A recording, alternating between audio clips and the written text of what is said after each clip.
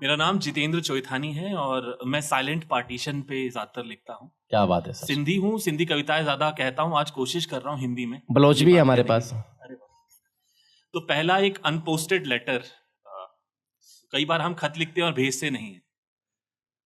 मैं जानता हूँ तुम पढ़ती हो मुझे। हाय हाय, मैं जानता हूँ। मैं जानता हूँ तुम पढ़ती हो मुझे। मुझे पता है तुम पढ़ती हो मुझे। वाह। मेरी खामोशियों के बीच छिपी बातें। मेरी खामोशियों के बीच छिपी बातें, मेरे शब्दों में बसी तुम्हारी चाहत। हाय हाय। मैं तुम्हें बांधना नहीं चाहता, ना ही अपना अधिकार जताना चाहता हूं। बस इतना चाहता हूं कि तुम महसूस करो कि कोई है जो हर लम्हा तुम्हारी फिक्र करता है, जो तुम्हारे हर एहसास को समझता है। मैं तुम्हारे ख्यालों में रहना चाहता हूं, तेरे हर स्पर्श की कोमलता को महसूस करना चाहता हूं।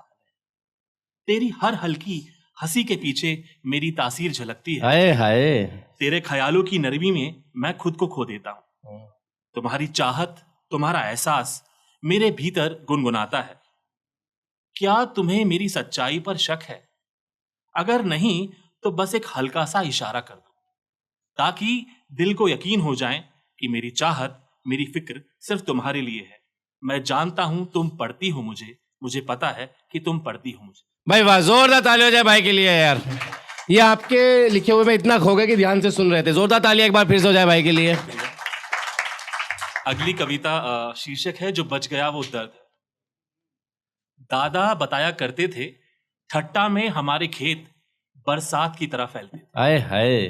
दादा बताया करते थे कि ठट्टा में हमारे खेत बरसात की तरह फैलते थे। और मैं हमेशा सोचता था, इतनी जमीन वाला आदमी कैसे बगैर जमीन के जीता होगा।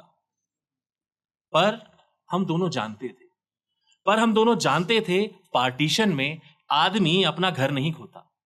हम दोनों जानते थे पार्टीशन में आदमी अपना घर नहीं खोता, पहले खुद को खोता है और फिर अपना सब्र खोता है। दादा जवान थे, परिस्थितियां बूढ़ी, लोग भाग रहे थे, एक लकीर खिंच रही थी और एक पूरा खानदान एक रात में इतिहास की छत से फेंक दिया गया। उनके दिमाग में वही एक दुख कि दफा कर दिया गया है हमें। वो कहते थे हमने सीमा पार नहीं की, सीमा ने हमें धकेला था।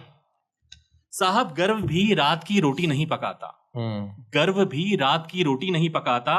उसूलों पर टिके रहकर ईमानदारी दीवारें संभाल सकती हैं, पर घर नहीं। जोरदार तालियां भाई के लिए भाई। वाह। गर्व भी रात की रोटी नहीं पकाता, उसूलों पर टिके रहकर ईमानदारी दीवारें संभाल सकती हैं, पर घर नहीं। दादा बूढ़े हुए पर